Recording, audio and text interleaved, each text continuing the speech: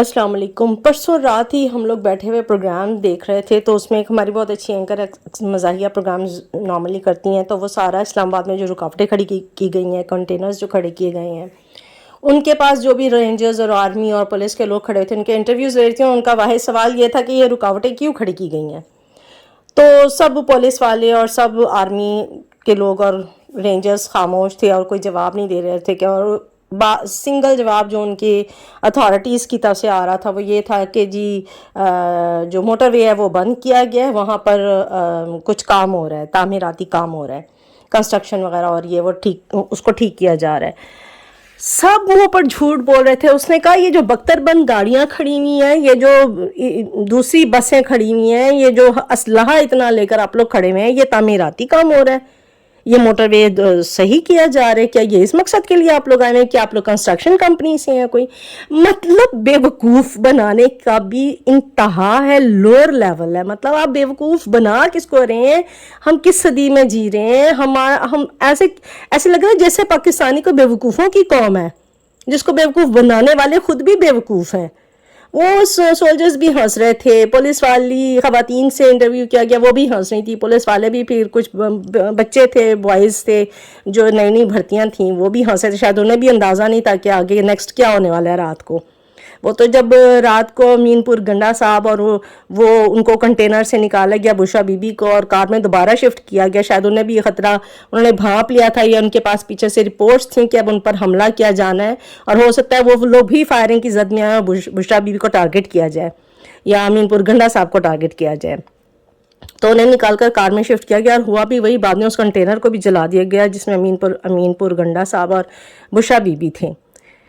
مطلب منہ کے اوپر آپ سب لوگوں کو بیوقوف بنا رہے ہیں، کہہ رہے ہیں کہ جی یہاں تعمیراتی کام ہو رہے ہیں، اور پورا آپ نے سارا سسٹم، پورا سٹیج آپ نے سجایا ہوا تھا، اور رات کو جو کچھ ہوا، جس طریقے سے فائرنگ ہوئی، جس طریقے سے سب کو مارا گیا، لوگوں کو مارا گیا، لوگ دور دور کے علاقوں سے لوگ احتجاج کرنے کے لیے آئے ہوئے ہیں، انہوں نے ایک رائٹ دیا ہوا تھا عمران خان کو، انہوں نے اس کو سلیکٹ کیا ہوا تھا۔ جب آپ یہ مجھے سمجھ نہیں آتی، پاکستان عوام کی کوششوں سے لیا گیا ہے یا ان 4 5 6 لیڈران کی کوششوں سے وجود میں آیا ہے؟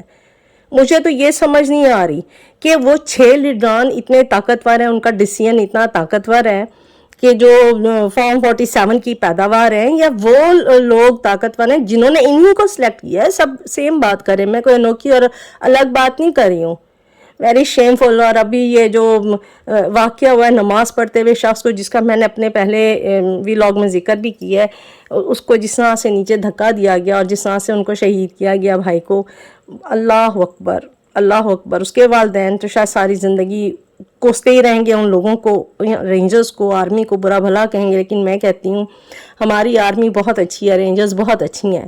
کچھ گنڈوں کو، کچھ لوگوں کو شاید پہنا دیا گیا ہمارے ملک کا وہ ڈریس، اور آرمی کا اور رینجرز کا، اور ان کو شاید بھیجا گیا اپنے ذاتی لوگوں کو کہ وہ اس طرح کی وارداتیں کریں، اور بدنام کون ہو رہا ہے؟ ہمارا ڈپارٹمنٹ۔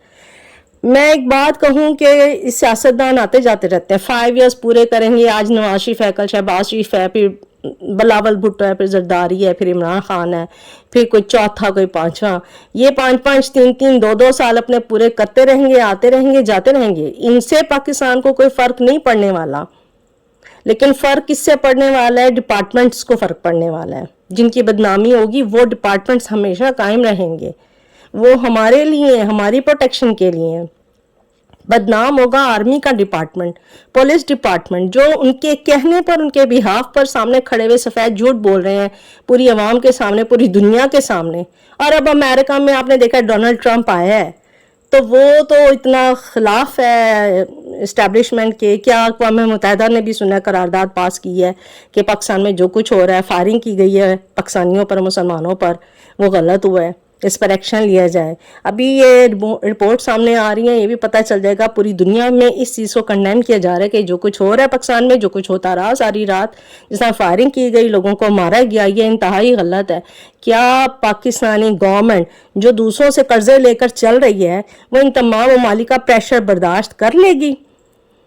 ایران کا، یمن کا، لبنان کا، کہیں پہ بھی میں نے نہیں دیکھا اس پورے 1.5-2 سال میں کہیں پہ بھی انہوں نے ان کے ساتھ کھڑے ہو کر آواز سے آواز ملائی ہو جب یہ اسرائیل حملے کر رہا تھا ایران کے اوپر، اور یہ ہمارے غزہ کے اوپر، فلسطین کے اوپر، اور پھر ایران پر، لبنان پر اس نے حملے کیے، یمن پر کیے. کہیں میں نے ایک واضح بیان پاکستانی لیڈرشپ کا نہیں سنا کہ ساتھ کھڑے ہیں. اتنی بھی ان میں ہمت اور جرت نہیں ہے. اگر اتنی ہمت جرت ہے تو جا کے فلسطینیوں کے حق میں لڑائی کریں اسرائیل کے خلاف. ایران کا ساتھ دیں، آپ کے مسلمان بھائی ہیں. آپ یمن کا ساتھ دیں جنہوں نے دبنگ طریقے سے کھڑے ہو کر سٹیج پر کہہ دیا کہ جی ہم اسرائیل کے خلاف اعلان جنگ کرتے ہیں. ساری دنیا سے آوازیں آئی ہیں، سب نے کنڈیم کی ہے اسرائیل کو. اور پاکستانی لیڈرشپ کیا کر رہی تھی؟ وہ کر رہی تھی پاکستانیوں کے خلاف آرمی کو اکٹھا کر رہی تھی اپنی. ہماری آرمی سٹرونگ، بہادر اس مقصد کے لیے نہیں ہے. اسے کام لینا ہے، کوئی بڑا کام لو بھائی.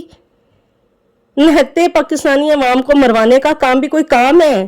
اس مقصد کے لیے ان کو اتنی سخت ٹریننگ دی جاتی ہے. آپ لوگ کیا کر رہے ہو؟ پاکستانی گورنمنٹ کیا کر رہی ہے؟ کہاں یوٹیلائز کریے، کہاں یوز کریے اپنی آرمی کو؟ جگہ تو دیکھیں آپ کر کیا رہے ہیں. آپ اپنی آرمی کو کتنا مس یوز کر رہے ہیں اور پھر بدنام کر رہے ہیں اپنے ڈپارٹمنٹ کو مستقل بنیادوں پر. Very shameful. اپنے ملک کے لیے ڈھیروں دعائیں، اور دور بیٹھے یقین کریں بہت دل پریشان ہے. کل دوپہر کے میسیجز کیے ہیں سب کی خیریت پوچھنے کے لیے. لگتا ہے انٹرنیٹ بند ہے، الیکٹریسٹی بھی بند کی جا رہی ہوگی مستقل بنیادوں پر. کوئی رپلائی نہیں آ رہا وہاں سے کہ ہم ٹھیک ہیں. اب کوئی کل دوپہر سے میسیج کیا، ابھی جواب آیا کہ ہم لوگ خیریت سے ہیں، پریشان نہ ہو. یہ حالات ہیں پاکستان کے. ہر چیز کو آف کیا جا رہا ہے وہاں پر. اپنے ملک کے لیے ڈھیروں دعائیں ہیں، اللہ پاک اس کی حفاظت کرے اپنے اندر ہی کے لوگوں سے.